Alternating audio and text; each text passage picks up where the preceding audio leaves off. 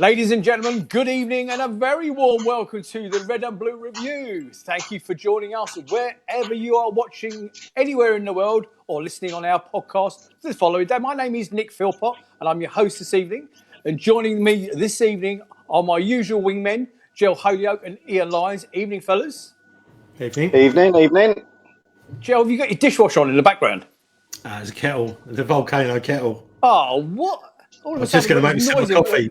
I've got myself this lug hole, okay? In my lug hole, I've got this noise coming from in my lug hole. Anyway, hello, boys. Thanks for joining me as always, mate. And Ian, thank you for your hard work behind the scenes today. Really grateful. Oh, you're welcome. You're welcome. Coming up on tonight's show, we will be chewing the cud over yesterday's home loss against the leaders, Liverpool. Also, later in the show, we will be covering off a bit of news about yet another potential takeover, or not, as the case may be. But let's start by saying, let's be honest, we turned up yesterday, boys, fearing the worst, didn't we? We were already expecting a complete tonking. And by the time we left, I don't know about you, Ian, particularly, I thought it was one of the best performances of the season. What do you think? Yeah, I mean, like you said, I thought we were going to get absolutely hammered. I said 4-0, didn't I, at the end of the last pod? And I think the crowd as well were obviously like that because it was very, very quiet. There wasn't the normal buzz you'd expect for a game against Liverpool. Maybe we're just getting used to it, being in the top division for 6 years now. But yeah, no, it was a welcome performance. Well, I was looking at the fixtures coming up over the next, in fact, right the way through to January the 1st.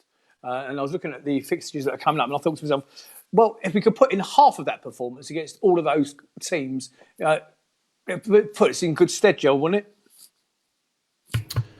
Well, more than good stead. I mean, the thing is, I was talking to someone about it earlier. I think the last 5 or 6 games have been a bit of a free hit for us. Playing 5 of the clubs that were above us when we were in 6th place is a bit of a tough run, and we've got 4 points, I think, from those games. So been unlucky to not get points in a couple of others, but soundly beaten. But the thing is, now we've got teams that everyone's saying that we've got a chance against. We've got Brighton coming up. I mean, they've done us twice last year for the first time. Burnley's always a tough game. So all these games, everyone's been saying, oh yeah, now we should be concentrating on picking up loads more points. But I'm telling you now, these are the tough games because this is the attitude that the other teams are going to have. Like for us, they're going to go, well, we're playing Palace. They're on a bit of a downer at the moment, and they're going to be easier than playing any of the top 6 sides. Sure. So. But yeah, I'm sure that everyone looks at us the same way as we're looking at them at the moment.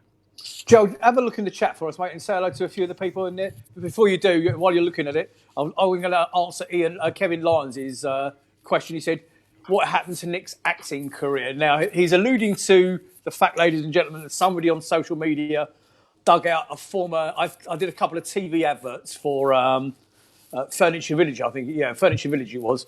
And somebody on social media has found him on YouTube because they're all available for you to watch and take the piss out of me on YouTube. Just go to Furniture Village, TV adverts, and keep scrolling through them. And sooner or later, you'll find my ugly mug. And guys, there is definitely some music, noise, high-pitched piercing going on in the background. It's my tumble dryer. It's finished, all right? Some of us can multitask. Clearly not in silent, though. Okay, so... Hold on a minute, I'll switch it off. Remember that mute button that we always talk about? Jesus. Right, go on, say hello to some people in the chat. Anyway, so in the chat, Alan, Dan Simmons, you're in there, Steve Tween, Teresa Baker, Tony Hill, Kev Lyons. I don't know what's going on with Grant Saunders, Georgie Wagwu. But it seems to be going. Benjamin Allen, I think so. Some bloke called Benjamin Allen, John Knox. Tim Jordan, Lee Lockwood, Jordan O'Day. Teresa Baker. So, yeah, and listen, if I don't, Neil Chatterjee, if I don't say your full name out, please don't text me at 11 o'clock or 12 o'clock tonight on Messenger saying that you've got the stress about me not saying your full name. I'm just trying to get through to everyone. But yeah, fire away the questions, John Knox. Fire away the questions, and I'm going to be taking them into the show tonight. So, and Grant Saunders' first one said, "Who is Dan Simmons?" Okay, no idea. Absolutely no idea. There is a reason for that, because obviously with my grey matter, I'm getting a little bit forgetful. And every time I've met Dan's come to football with me, we've ended up at the back of the car park meeting Grant Saylor. Grant, and every time I've introduced Grant to Dan about 20 times now. Chris, I can see your comment, mate. Thank you. Who was it? Tony a minute ago said top show. Thank you, mate. I really appreciate that. So I don't know. Where should we start? You go first, because I want to go with we'll cover off the game quickly, okay? Because of your superb note. Did you want to say something, Jill? No, I was just about to type in our chat. 1 minute, I'm going to make myself a cup of coffee. Okay, Jill, ladies and gentlemen, turn your dishwasher off. Yeah, don't turn your dishwasher on or your tumble dryer. That's the washing machine. I am really sorry. Okay, so you know what it is? It's this microphone. This microphone is the absolute dog's danglies, and it just picks up everything. So I'm really sorry. That's all right, no problem at all. So, Ian, we'll start off with the formation and lineup. If you'd be so kind, Lucy. We did a bit of a prediction in the chat. Guaita, Ward, Tomkins, Cahill, Van Aanholt, Milivojevic, Kawate, MacArthur, Townsend, Zaha, and Ayew. Now, I'm going to give you what was being said around me at the time during yesterday, and a lot of people were saying disappointed, uninspiring. Obviously, we could have predicted it. What were your initial thoughts when you saw the lineup, mate? Well, I think the only obvious omission, as has been the case, and I don't think we'll ever see him, is Camarasa again on the bench. But glossing over that, I think the team pretty much picks itself, doesn't it? I mean, Roy said that we had got a fully fit squad, which is no mean feat. I know that's not necessarily the case now, but at the start of the game, if he's got a fully fit squad, then you'd expect him to play his best 11. Well, I have a pretty much is it. Where was Sacco then? Well, he wasn't even on the bench, was he? So Correct. Does that mean he rates down over Sacco, or was he telling Porkies and now he's not actually fit? I still think Sacco's got a way to go. Yeah, it was a bit of a shock. Any thoughts on the Sacco omission, Joe? No, not really. I mean, it's just it is what it is, I suppose. And would you have changed that lineup? Tomkins and Cahill in the back. I mean, they seem to be the preferred, even with Sacco being fit, and obviously he wasn't even included. I mean, they seem to be preferred. Not at all. But the thing is, I think what we've got now is in certain positions we've got swap overs. We're starting to build a bit of a squad, even though it's an aging squad. We know that we can, we've got Sacco to come in if Tomkins or Cahill get injured. So I think any combination of those three players at the back, and I can't see many Palace fans ever being stressed about that. I mean, I go back to the days of only just 2 or 3 years ago, where we didn't have a centre back at all. We had 5 centre backs that were all injured. Yeah, 2 or 3 seasons when we had 11 players out of the whole squad completely injured. And we were playing right backs at centre backs, and it's just a nightmare. So what it is a really nice problem to have at the moment. So yeah, I can't. I wouldn't be happy of any of those 3 players playing together at all. That'd be good. Good. Okay. So defeat for Roy Hodgson's side was their 4th in 5 games during a tough run of games against clubs in the upper echelons of the table. Having faced Man City, Arsenal, 2nd place Leicester and Chelsea before playing Liverpool, they now travel to 6th place Burnley next weekend. But with more composure from Wilf Zaha, they could have easily earned a draw, a much earned draw as well, because they should have, in my view, they should have actually done better. He should have done better with that chance anyway, and playing the evenly balanced game deserved. The home supporters were understandably aggrieved by the VAR decision that went against their side. We'll come on to that shortly. As Kevin Friend had awarded the goal after Tomkins nodded in unmarked to the back post from a free kick. Replays, however, showed that Ayew appeared to push David Lovren in the back, and Liverpool defender shaped to head the ball. The incident was just before the break and Marley scored 4 minutes after it. So Hodgson will take heart from the players. Heads did not drop after those two blows in quick succession. Indeed, there were always a threat, and Klopp's side substitute Jeffrey Slutman had Allison scrambling, made a fine save before Zaha's fine strike. His goal ended a drought at Selhurst Park that stretched back to the 9th of February. The fact that Eagles equalised so late on but could not earn a point will be the biggest disappointment for the former Liverpool and England manager. That's a summary of the game. First half, Ian. Talk me through the first half. So you want me to repeat what you've just said? Well, no, there's lots more than that. Yeah. I mean, there's much more. Well, to be fair, the first half there wasn't actually a lot as far as clear cut chances. But listen, we were expecting for them to come at us straight from the start, and that's exactly what they did. And I mean, they dominated possession, even though we played with the familiar 4-5-1, being predictable. They dominated possession, and they started running at us with a lot of intent, just as you would have expected them to do. I was very, very impressed with their sharp bang, bang, bang, bang, bang, and we were chasing shadows for the first 5 minutes. Yeah, agreed. And then the game seemed to settle down a bit, and as I said earlier, the ground there was an unusual unease about what was about to unfold and what we were expecting to unfold. And even the Scousers, I mean, the Scousers fans were awful all the way through the game.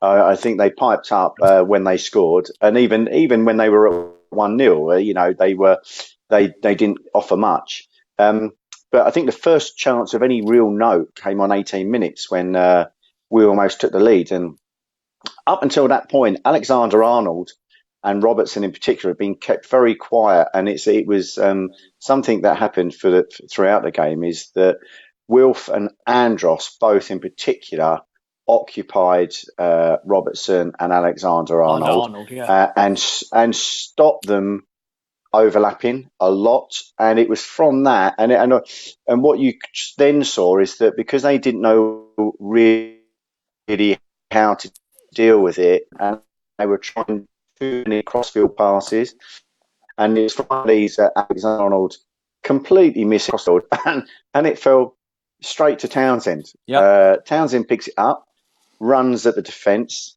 the ball goes free and goes to Kouate, and then takes a little dink inside, hooks a cross in for Ayew, who made a lovely little run 8 yards from goal, and he's tried to hit it with the outside of his foot. The outside of his foot as it's coming in from the wing. And it goes past the post. Now, the lino then actually raises his flag, and we were all saying, oh, he was offside. But it wasn't until I got home I realised actually he was raising the flag to give a goal kick. And then you're just thinking, oh, man, how could that be the case? We've got to be clinical. At that point, Ian, before we carry on, at that point during the game, Jel, I'm not leaving you out of this, mate, because obviously that's fine. It's just that Ian and I were actually inside the stadium, and I'll come back to you in a second. But at that point, Ian, what was being said around us, look, we are facing the potential champions. We ain't going to get any more clear-cut chances than that. Well, how wrong were we? I mean, that was a gilt-edged chance, and he should have put it away. You're quite right. In fact, I would have put money on him putting that one away, wouldn't you? Well, I'm not sure about that, but I think his technique was all wrong. Had he actually used the outside of his foot to drop the ball and then take a shot, because he had no one around him. He had already got the wrong side of the defence, and he would have been in the clear. It could well have been different, but it is what it is. And then the game started to to and fro, started to open up a little bit, even though it opened up as much as we'd wanted it. We were allowing it to, because we still weren't really very offensive-minded. Townsend, though, was having a blinder. I mean, he was... Where did that performance come from, E? Standout man of the match. I don't know. He just had the right attitude, didn't he? He just got the ball and he ran at people. In the last game, didn't it? Yeah. Say again, Jill. I said, it sounds like it came from the end of last year. That's what's been missing, isn't it, since the end of last year? Our player of the season last year, and he decides to turn up 13 games in. Yeah, well, I hope it... Pretty much. But it just shows you what, even against the top team in the land, when you're running at players, you know, it puts everyone on them all on tenterhooks, doesn't it? So there was two in a throw, and then on the 42nd minute, Gaeta catches another one of these long diagonal balls that Alexander-Arnold and Robertson have been hitting, and then his distribution, he'd commanded his area, and what I liked about Gaeta, certainly in the first half, is he was anticipating that, and that almost, you know, acting as you'd see from the likes of Edison et al. Sweeping. He picks the ball up, plucks it out of the air, and then he kicks it long out to Wilf, who Alexander-Arnold then fouls. The free kick is then curled in and headed past. I think it was when Alden flicked it on in the back of the net. Tomkins at last actually hits the back of the net rather than puts it wide. Pandemonium ensues, and you thought, job done. You know, 1-0 half time, that would be brilliant, fantastic. And all of a sudden, VAR starts to get involved, and then obviously, it was seen to be overturned. Jel, I'm coming to you on VAR. Ian, before I do, please, mate. You mentioned the Alexander-Arnold. Now, this is the guy that the Scousers are saying he's miles better than Aaron Wan-Bissaka. Okay, obviously we've all still got our love for her. Do you think so? Yeah. Oh, yeah. Really? Offensively, he's a far better player. What did he offer yesterday? Then? Tell me what he offered yesterday. Then. Yeah, but you can't judge him on one game. You've got to judge him on a season. You could say that Wan-Bissaka's going backwards. Yeah, but you could say Wan-Bissaka's going backwards at Man United at the minute, and therefore he's falling even further behind. As a defender, Wan-Bissaka is a better defender. Clearly, one-on-one, he's probably one of, if not the top two right-backs in the league. Going forward, he still has a lot to learn, and that is where Alexander-Arnold, in the formation he's played in for Liverpool, and also the way Southgate plays, is what is key. His crossing is unbelievable normally, but, you know, he had an off game. Jel, VAR decision, please, buddy. Well, just as you say that, Jordan O'Day says VAR causes problems. Yeah, I mean, the thing is, as much as we want to look at it with rose-tinted spectacles, we've both agreed. We had a very short chat today. I've been at work and you've been busy doing it, but you know, we both agreed it was a foul. It had been the other way round. Had it been the other way round, we'd have all been screaming. So the only thing I would like to touch on is when it comes to VAR is hopefully you're going to talk. It's in the notes that you're going to talk about the foul Van Dijk did for the goal, for the second goal. So and why that wasn't picked up is it's almost scandalous, really. But yeah, I mean, Graham O'Neill said VAR is ruining football across the board. So you know, I think the thing with VAR is it's new. I know they said they tested it, you know, beforehand, but it wasn't tested. I think the best league you can test VAR is the Premier League, and I think it's being tested this year. I really do. I think it's caused more problems. It's like when you know, if you build a computer program, what you do, you go, oh yeah, it's all done now. But what you do before you release it, you give it to 4 or 5 of your mates and go, do us a favour, try and mess that up, try and glitch it, try and break it. And that's what the Premier League's doing at the moment. The Premier League is breaking VAR and it's making it look very, very stupid.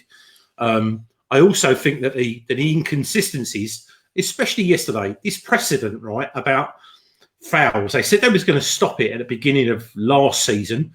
They were going to give penalties away for pulling and just jostling in general. Well, that soon went out the window. But if they're now disallowing goals for pushes like the one yesterday, where the player that was pushed had no chance of interfering with it, but I mean, undoubtedly it was a foul. And I've only heard one person saying it's a referee.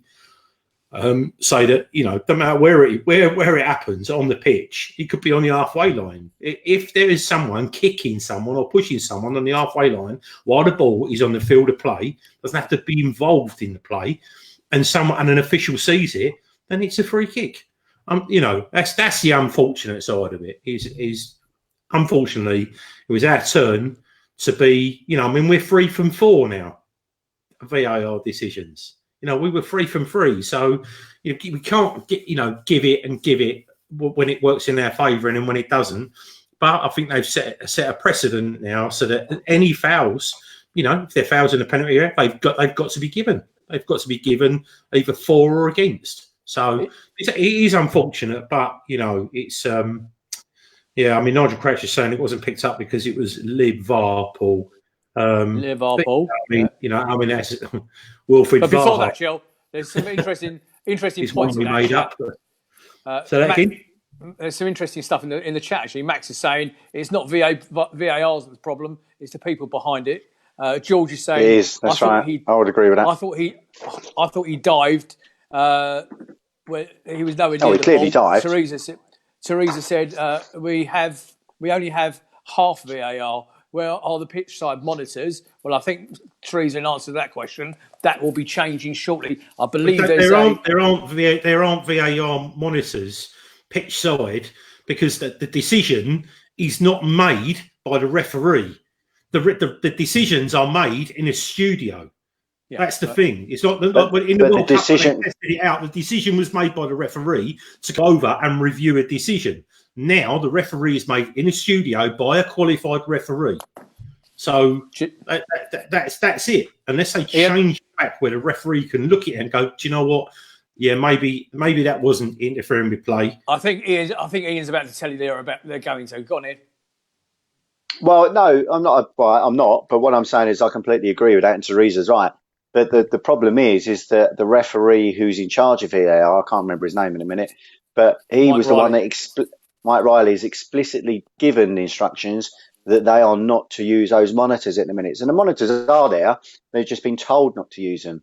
And Teresa and Joe are both right in that when you're relying on someone else 60 miles away or whatever, there is no consistency, because the only time for me that it should ever go to VAR, and I was talking to the guys behind me, and hi guys if you're watching, and they were quite right in what they were saying. The only time it should go back to the studio is when there's a technicality, i.e. offside or something along those lines, that technically the ref cannot see, or it doesn't need the ref to make the decision because the laws of the game state it. Where you've got something akin to a push, or like today's game at Man United, handball, for the consistency of the game and the consistency of those decisions, the referee has to be told, just like they do in rugby, they will play it on the screen or play it on there, and they'll talk through it and say, look, I can see that. Do you consider that handball? Or do you consider that a push? Was he interfering with play? Kevin Friend being Kevin Friend gave him everything anyway. He would have said yes and give him another go on top. But nevertheless, that's where VAR has gone wrong for me, and that's where it worked so bloody well in the World Cup. Graham O'Neill talking about VAR. Go on, mate. Graham O'Neill said Watford had a corner yesterday, and it was called back for a penalty to Burnley.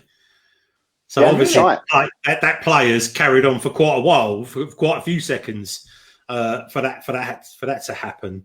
So. But yeah, I mean, it's just it's ridiculous. You're going to have everybody out in Red and Blue Newsland. There's loads of you watching us. Thank you wherever you're watching in the world. In your opinion, goal or no goal? Should it have stood?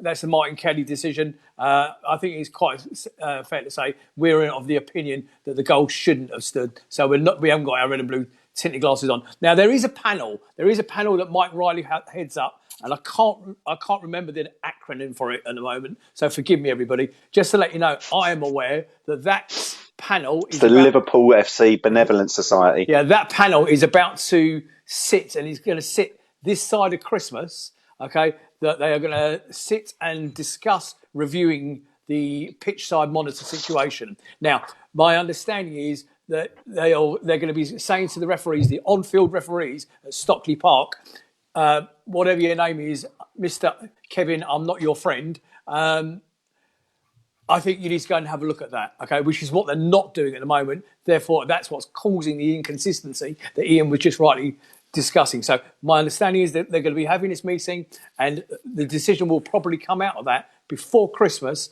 that they are going to be saying, referee, you need to go and have a look at that and form your own opinion as well. We believe you've missed a... Go on in, Jill.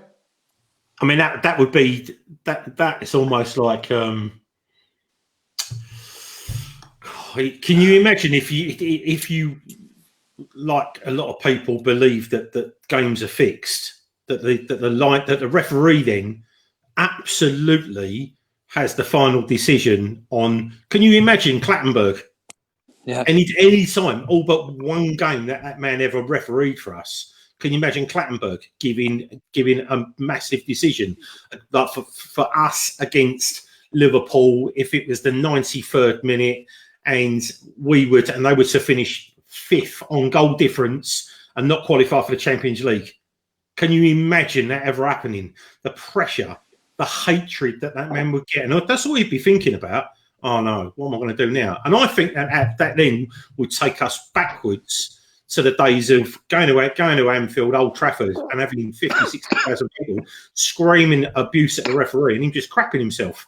And the lino sticking his flag up every time Fat Dave, you remember Fat Dave at Arsenal, every time Fat Dave screams out and says, "Get your bloody flag up, lino," and that line, "Oh yeah, it's offside, mate." You know, it's what it is. People just crap themselves. You need to have. The only way I think that this would happen is if instead of having, I'm not saying serving referees, but you need to have impartial referees. But then how do you know that they don't support that team? You know. Okay, before Ian goes on and starts talking about the second half, which he's about to do, and Joe, I know you want to talk about Benteke, but we'll do that during the second half chat if you don't mind. Ladies and gentlemen out in Facebook land, I would like to, I'm not going to go into too much detail, but I would like to send a special message on behalf of everybody in the admin team for Graham Kitcher. Graham has very kindly done some stuff for the Red and Blue Review behind the scenes, which, again, I'm not going to embarrass him about. But I understand he's a little bit poorly at the moment. Mate, on behalf of Jel, Ian, myself, and everybody on the team, we are sending you out massive love from every single one of us. Get well soon, my friend, and on behalf of everybody else. And I know you're watching. So I'm glad I've got that. One other little thing, Gel's video that we put out last week, everybody, those of you who haven't seen it, it is available right now on redandbluereview.co.uk. So make sure you've gone on there, had a look at it. It's at redandbluereview.co.uk, as is our entire back catalogue of shows that we've ever done. And Ian, obviously you've only done a handful of them, but we started doing this when Jel had hair. That's how long we've been doing this now. I think Greg Ellis has just come up in the chat and said we need some Fat Dave merchandise for Red and Blue. Fat Dave mugs. We need Fat Dave watches a Fat Dave review. He's mad. Oh, mate, I hope you're well, buddy. I hope the kids are well. Ian, second half, please. Yeah, well, if it's not too much trouble. Almost. Yeah. Well, actually, it is. Good night. Yeah, I know. Having almost gone into the break at 1-0 up, I think most of us would have, before the game started, accepted 0-0 at half time. And again, today's about positivity. You know, we do plenty of negativity, but when they deserve it, we will, laud them from the rooftops and the rafters. So it was a great first half from us, much better than, and the first half we would normally expect our team, because we know they're good players, to actually put in, but they did really well. So people had barely sat in their seats when Mark through, should have scored. I think it was 49 minutes. Henderson threads a pass from halfway, which splits centre backs and puts him through on goal. He takes it beautifully. How did he miss that? Well, because it wasn't on target. That's the only way he did miss it. But it was a beautiful first touch, and then hardly broke stride, and then just put it slightly wide, curled it slightly wide. But then that was the warning signs. That was 4 minutes into that second half. Then on 50 minutes, a minute later, Firmino then bursts through the middle. Robertson then crosses it in. Somehow bobbles through to Mane, past about 3 defenders, somehow. And then he has the ability just to take the control. I was surprised at the confidence that guy's got in a minute in tight situations. Gaeta, he gets a shot off. Gaeta just to even get an arm to it, and a strong arm at that. Pushes it onto his right-hand post. goes behind him, comes off the left-hand post, and then PVA finishes it off for him. Oh, So, and that's it. One. Hold on. Right, okay. Jel, I'm going to play the devil's advocate here, okay? Listen to what the man just said. Guaita did well to get an arm to it, pushes it onto the post, and it squirmed across the line. Guaita got an arm to it. If he got a hand to it, he puts it past the post, and then you're on my being hard. Sorry, you're right. He got an arm to it. He did get an arm to it. It wasn't a hand. No, that's right. No, you said arm, but Jel, if he'd put a hand up, he puts it around the post, and he was opposed to an arm. Do you know what? I think the reason it was sort of it was a scuff. No, because when I've seen it from every angle, and thought, do you know what? I thought you could have done better. Do you know what? This is where I'm going to leave it. I'm going to play devil's advocate, right? If it was Wayne Hennessy, he'd have got absolutely slaughtered for that. If it was Wayne Hennessy, he would have dived the other way. All I'm going to say is Hennessy would have got slaughtered for that. So yeah, I mean, he hit it into the floor. I think that really. I don't know. I'm just going to say that didn't help the cause. If he'd have smashed it into the bottom corner, it would have been, or against the post, against the other post. From the other end, from the other end of the ground, which is where I was, obviously, it looked like PVA has hooked it into his own net. But on having seen it back on since then, it was clearly over the line before that point when it was a goal. Yeah, I mean, Patrick couldn't do anything about that. The way the ball was spinning, I know we agree on that. You say that, but yeah, I mean, I thought he could have. I thought he could have done maybe a little bit better. But he's made some great saves, and as Teresa said, he made some good saves during the game. But it's these are the ones they're the ones you need to save, as well as the chances you need to take at the other end. So big saves, saves win matches, goals win matches. It is what it is. But ladies and gentlemen, before Ian continues with his second half review, can you any questions that you have for the team, put in the chat now, please. So when we finish the reviewing the game, we'll come straight on to your questions. Ian, carry on, mate. I interrupted you. I'm sorry. That's quite all right. And also, any goalkeepers in the chat, give us your views on whether he should have saved that or not. I know at least one is. But right, so 1-0 down, 50 minutes. Okay, I think before the game maybe we would have taken that, but on the strength of that first half, that was a little harsh. But what impressed me is we didn't then go into our shell. We then came straight back at them, and on 52 minutes, Townsend had an effort, albeit from distance, but Alisson pushed it over the bar. But then Liverpool then came back at us after that. I've got to say, actually, because obviously from Townsend's shot there was a corner, and our corners were so much better. We were, again, I think it was last week or the week before, we were saying, what is going on with our corners? We need to be hitting them with pace, just like Leicester do and everything else. And when we were doing it, we were causing them problems. Pace on a ball causes defenders problems, full stop. So, fair play to the likes of Luca, etc. They put some great corners in.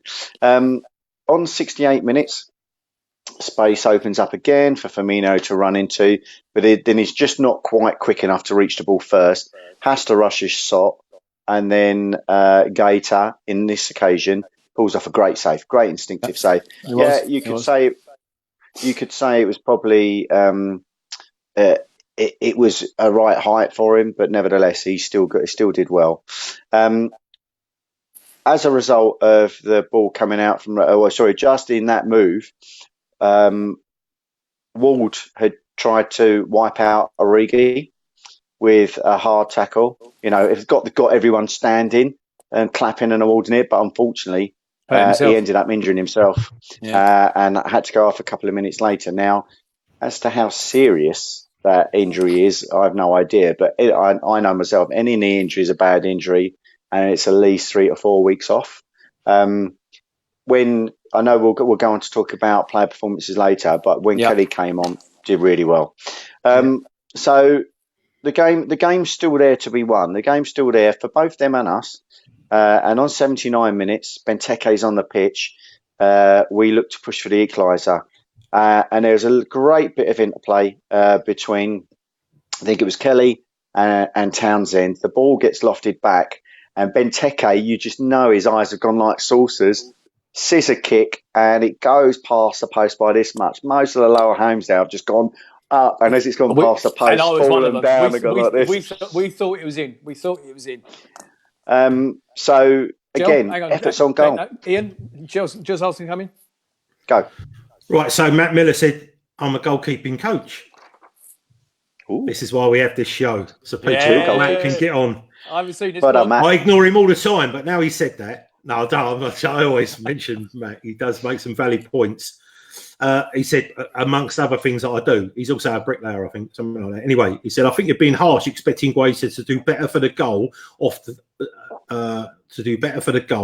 off the two posts. Had there been no spin on the ball, you'd have been saying, what a great save. But his arm created that spin, Matt. No, I know. That's what I'm saying. He did just short. Anyway, it doesn't matter. I'm just saying. You did say you were being devil's advocate. To be fair. Exactly. Again, there's more people basically saying, if had that been Hennessy, he'd be getting pelters for it. So, Joe, you also wanted to mention something about Benteke. Well, we do. I mean, I was going to wait until Ian until Ian came up with his scissor kick. But let's do this. So right at the beginning of the chat, right at the beginning when we first started the show, Danny Hannigan come on, and he said in the chat he thinks that Benteke should start against Burnley. He said he looked really sharp, and then I've just seen Theresa Baker turn around and say, "Why don't we play 4-4-2 with the both of them up front?" Now I had this with someone on Twitter earlier, and they said, "Oh, Benteke, he looked really sharp," and I think it was your mate Ian who you go football with, and he said, Nick, you're talking about you, Nick, and he said that Ayew's not exactly pulling up trees. That's exactly what he said, and I was like, hang on a minute, he's got more goals than Benteke, and value for money. The guy cost us £2.5 million, probably nicks 45 grand a week.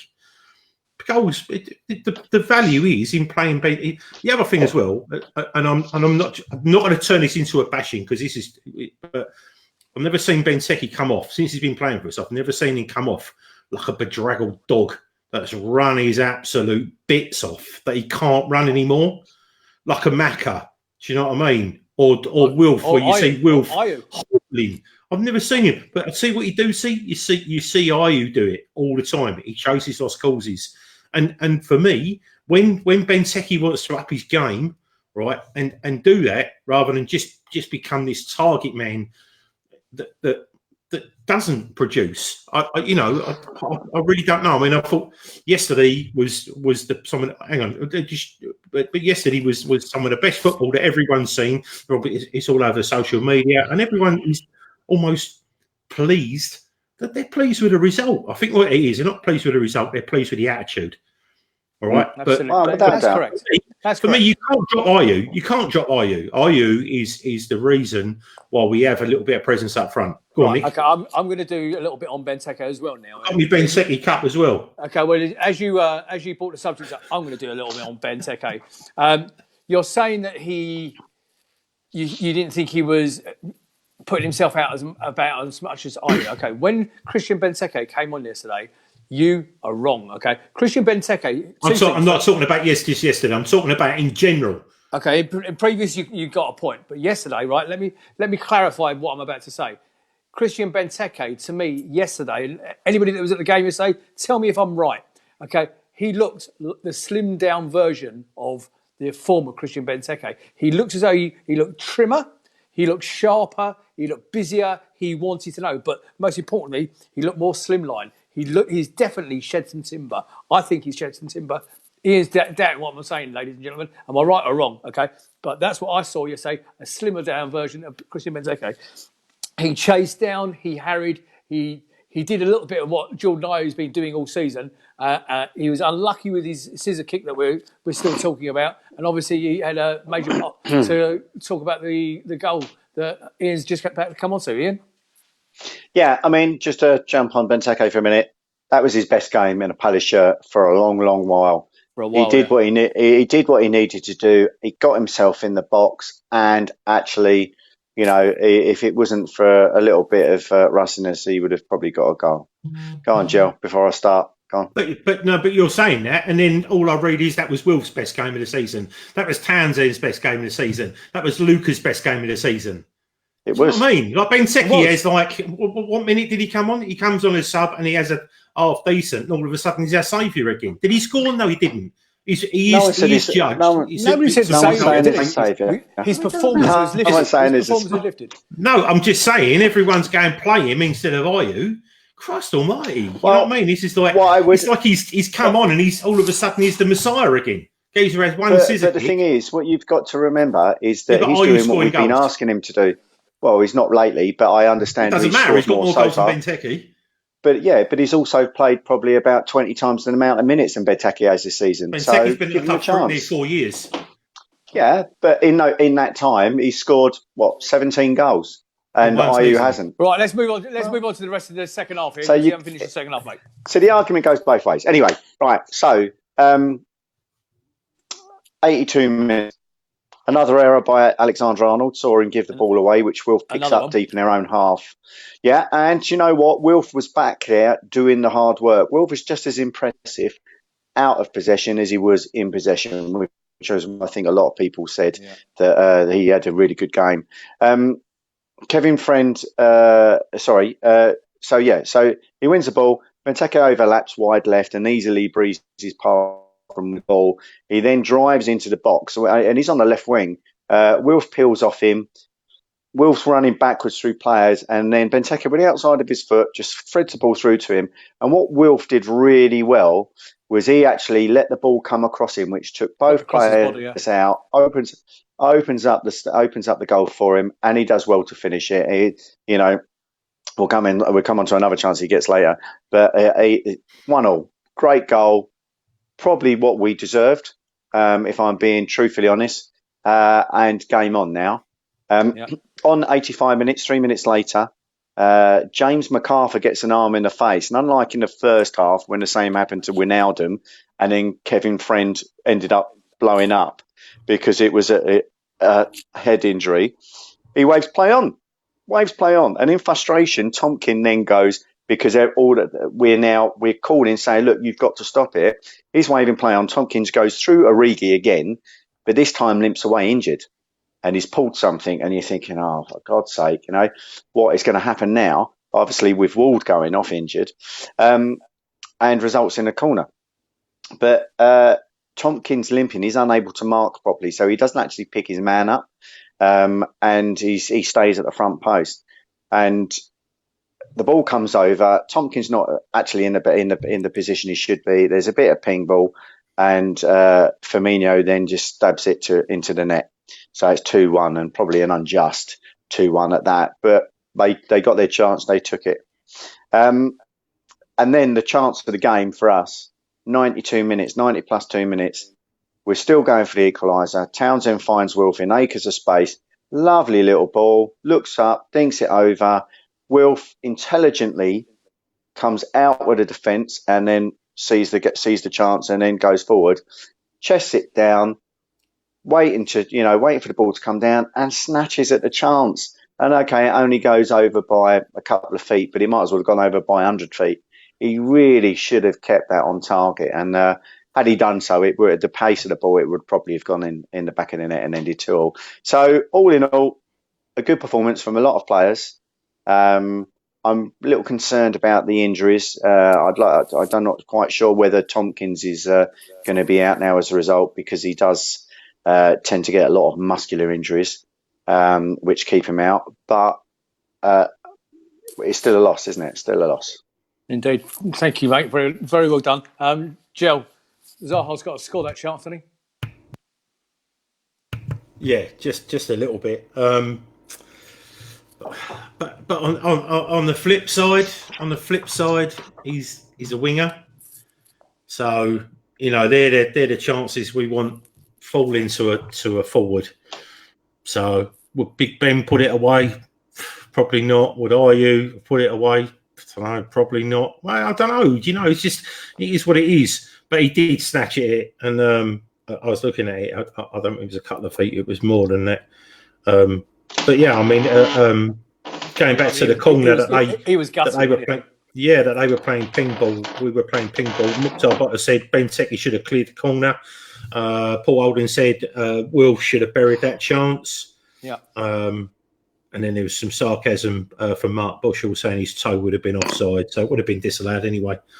But I'll tell you what I would like to discuss as well, just before we do leave, is Camarasa, because there's quite a few people, you know, have been mentioning whether he's going to be leaving. Also, and there was talking about. Can we talk about January? I'll tell you what. Finish off the game, and yeah, I'll tell you what. We'll come back to January. I hold that thought, Jel, because I've actually got in front of me. I've got a list of games, and this is all of December through to January the 1st, which will lead us quite nicely into your part about January.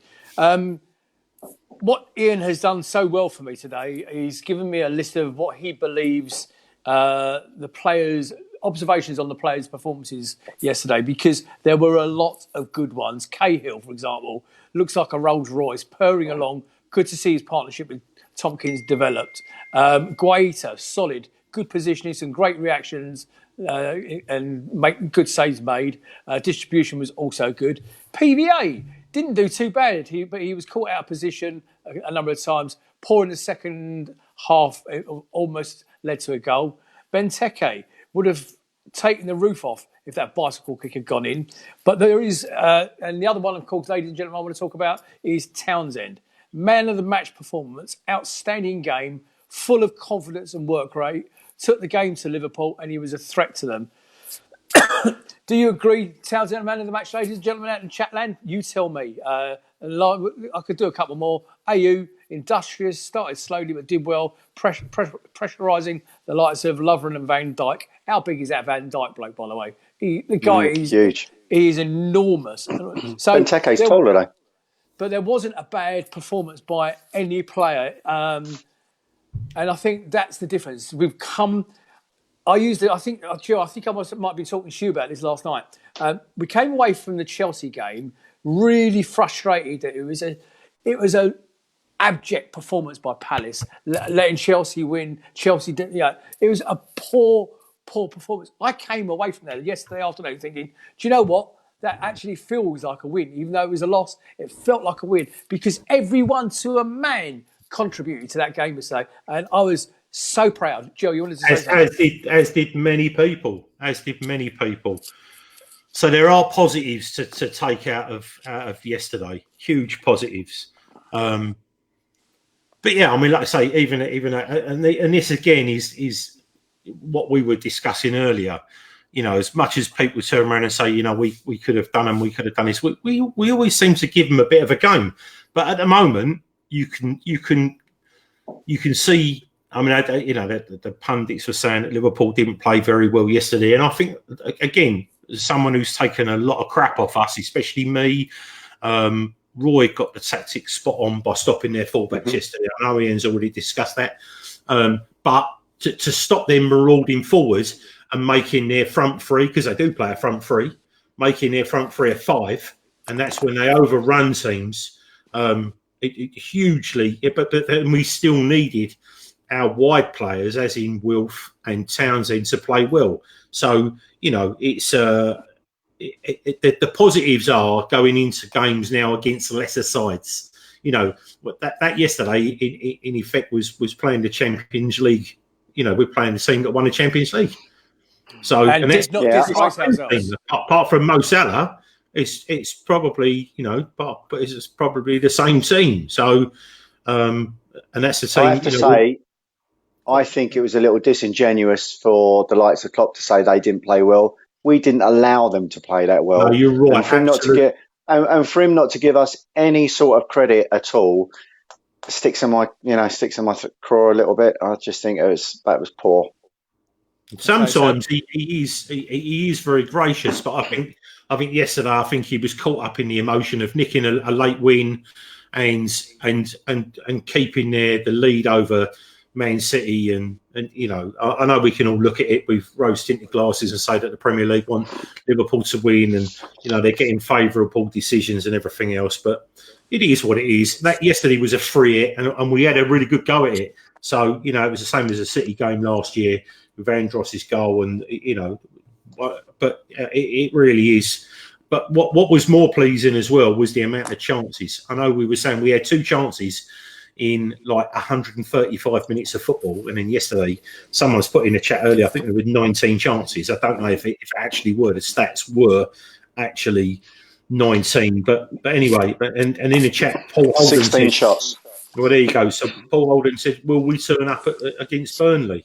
So Well, we're coming on to that, Paul. Hold that thought, Jill. So in answer to your question, he said that, but Liverpool conceded more chances on target, or more shots on target from us than any other game this season, which is right. And he's which is feels like a bit of a. I know you said yesterday, today, Nick, that you felt like that we battered them.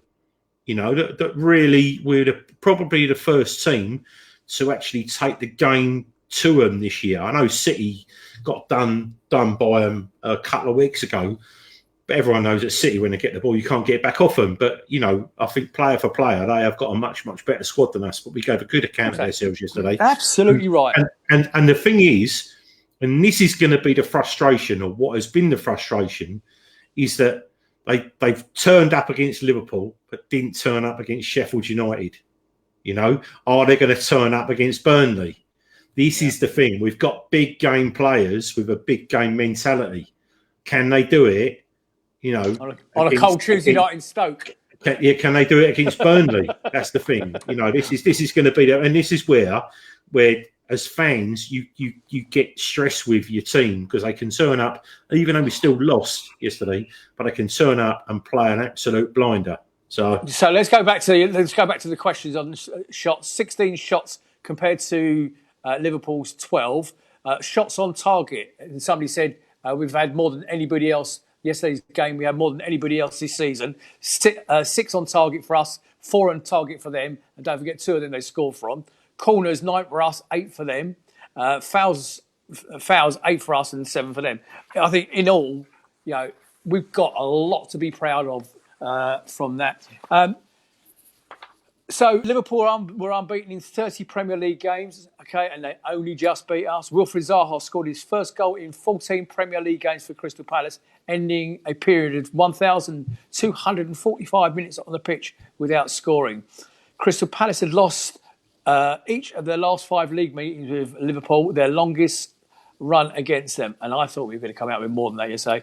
So anyway, I think we're going to wrap up the game there, Ian, and we'll do some questions in a minute. Ladies and gentlemen, you may be aware a couple of weeks ago, me and my little friend on the right there did the walk from Victoria to Chelsea. We also did the long walk or most of the long walk from Selhurst Park to the Emirates. Ian, I know there's something you just wanted to touch on there. Up until that point, I really hadn't been affected by whether directly or indirectly through men's mental health issues and everything else. And unfortunately, my best friend took his own life on Friday morning.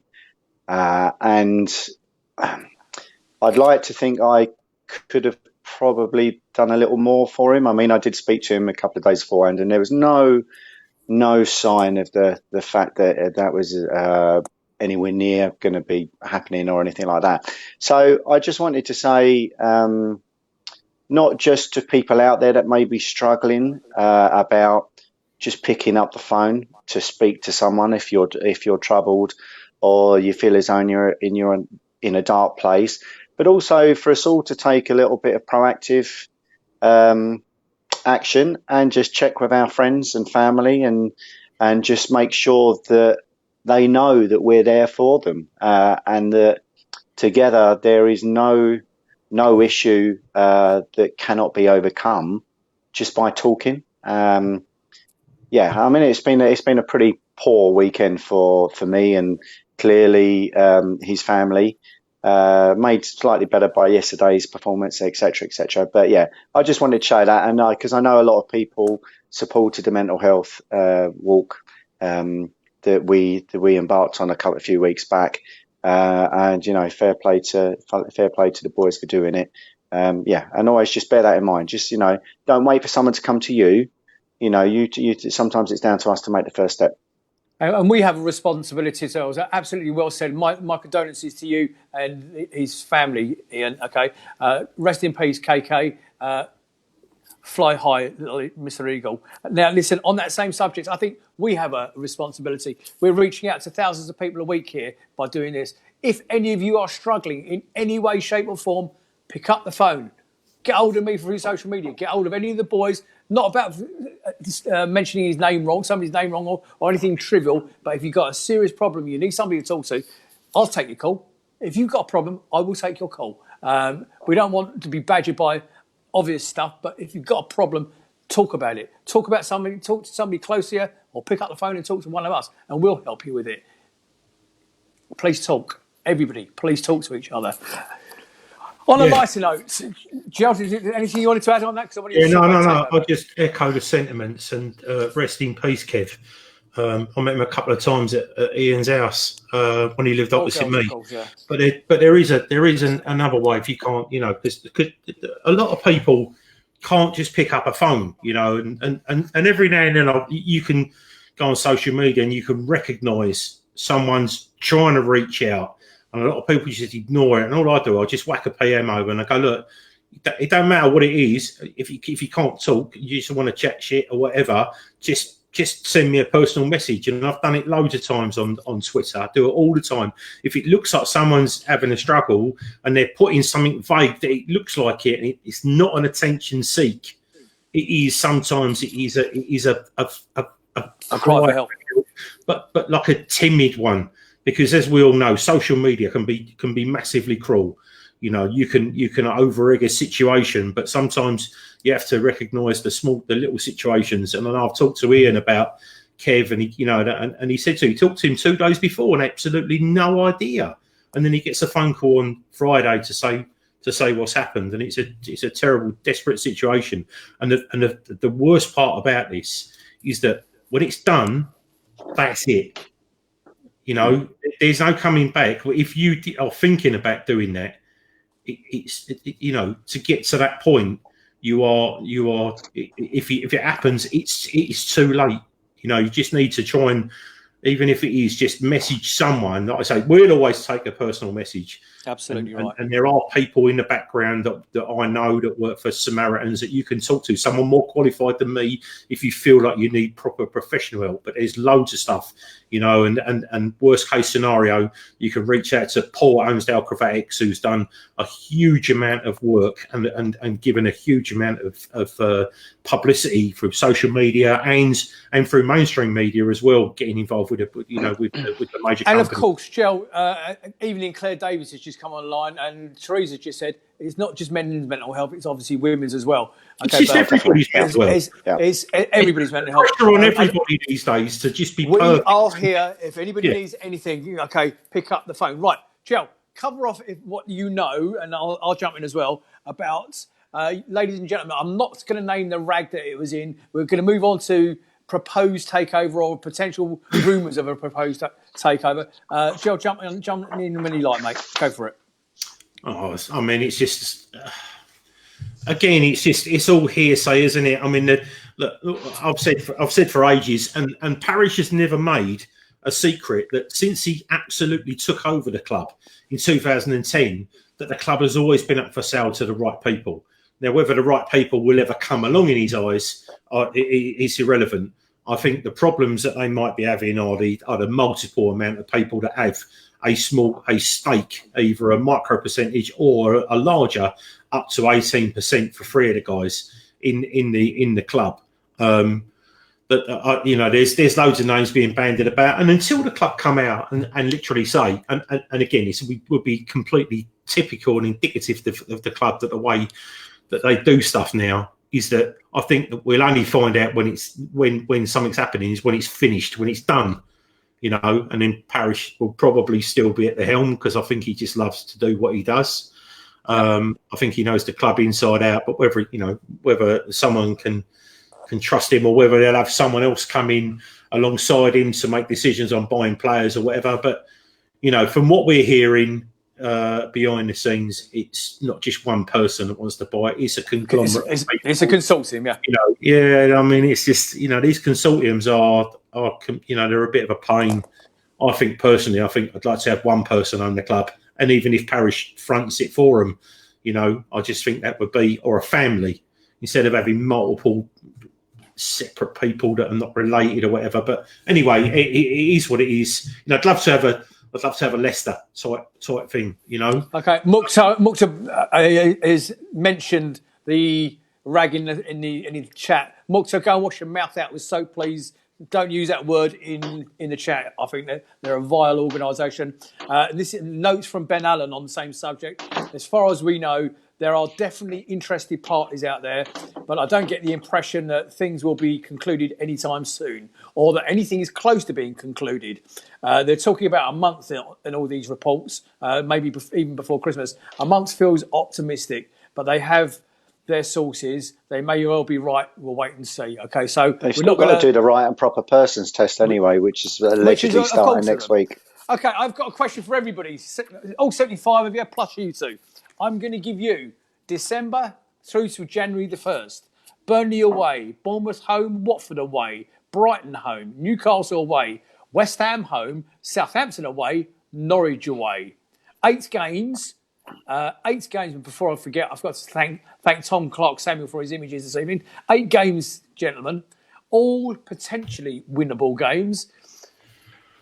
Anything in that lot we need to worry about? Burnley, Bournemouth, Watford, Brighton, Newcastle, West Ham, Southampton, Norwich. Jel, go first. I was just about to say the same. Yeah, all of them. 12 points. You cannot be I'm writing complacent. it down, Jel. 12 points, says Jel. No, did you write it down last time when I said we'd get 4 points out of that lot that we just did? That's exactly what we got. We did, but that was after you said 12. I think I'd be happy with that. Do you know what? I think I don't care what anyone says. I will be utterly amazed if we beat Watford.